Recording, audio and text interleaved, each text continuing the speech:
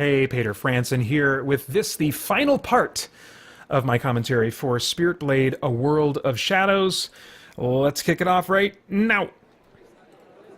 Now, at the time I wrote this, Hey, watch your language, I had Merrick please. mention, as he's going to in a moment here, that there were other times when things looked rough, or like the cause might be lost. That was both to acknowledge that the battle with evil for each of us is a lifelong one, and to leave room if I ever wanted to tell another story involving these characters, which I can definitely say now I have no plans or desire to do that. And yet I don't know or control the future, so, only God knows. Put into everyone's hands. That's when humanity started questioning again. Now, as old Merrick describes the world they live in, we learn it's not illegal to be a seeker anymore, although seekers are still unpopular. I wanted this last scene and the final statements made in it to reflect kind of where our world is today, to kind of apply to where our world is today. It's not illegal to be a Bible-believing Christian, far from it, but it does seem to be increasingly unpopular, at least in the media. People still don't like seekers all that much. Maybe not, but it's still a very different world today. Seeking truth isn't against the law anymore. From here on out, the future is a world where the quest for truth is just beginning. Where you don't need to fight demons to change your life forever. You can do that with I still can't get over that perfect cold that I had that gave me this old man voice. He's not in too many of your stories after that. Well, he turned himself into shock. Okay, Vincent now.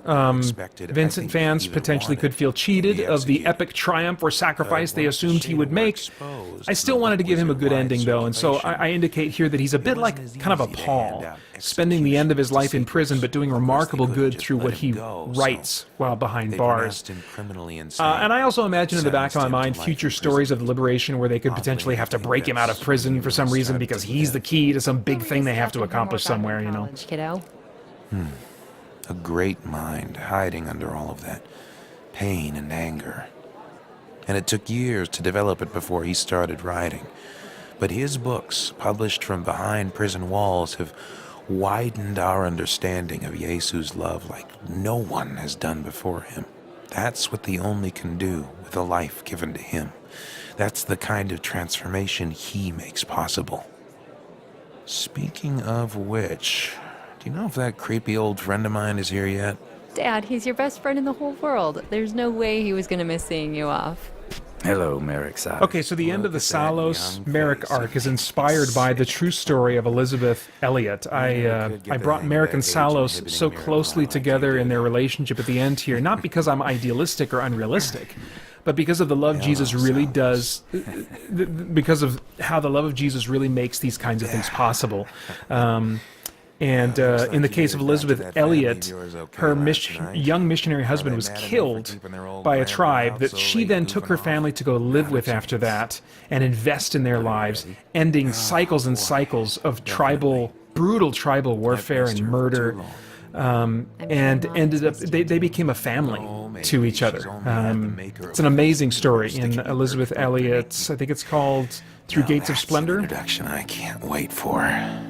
I also threw in a line about Salos using age-inhibiting Miracle because my old man Merrick voice ended up sounding so much older than Sean's because he wasn't sick when he recorded his stuff, but I still wanted to use this great voice that I stumbled on while I was sick, so I threw in that line on the day to account for it.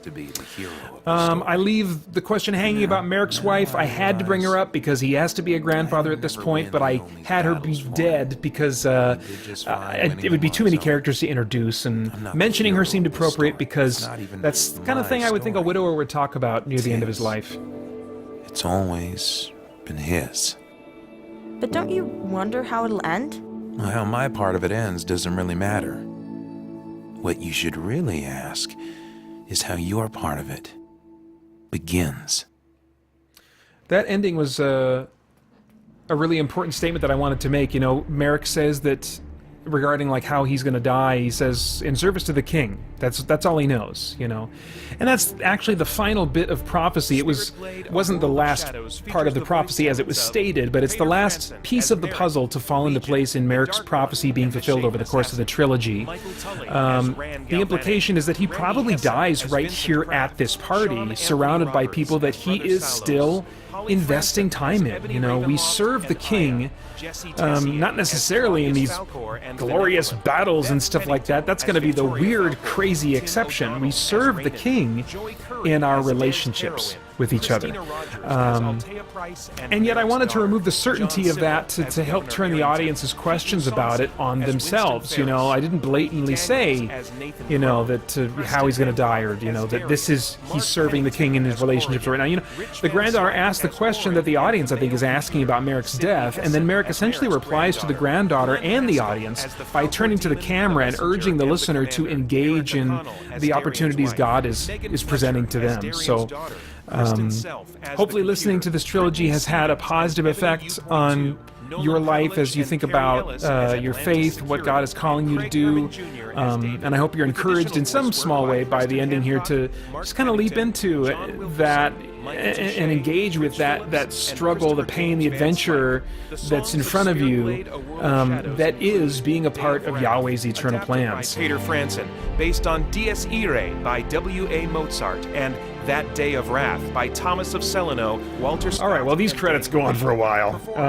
and I'll trust you to listen to them and the blooper reel that follows in your copy of the project. So, but thank you so much for listening to this. Thank you so much for investing in this trilogy with me. I could not do this without the support of listeners, and so thank you very much. And if you want more information about how to make projects like this possible in the future, you can check out our website at patreon.com/SpiritBlade Productions. That's not our website, but it's where I would want you to go right now. Patreon.com/SpiritBlade Productions. All right, thanks again for listening. Bye-bye.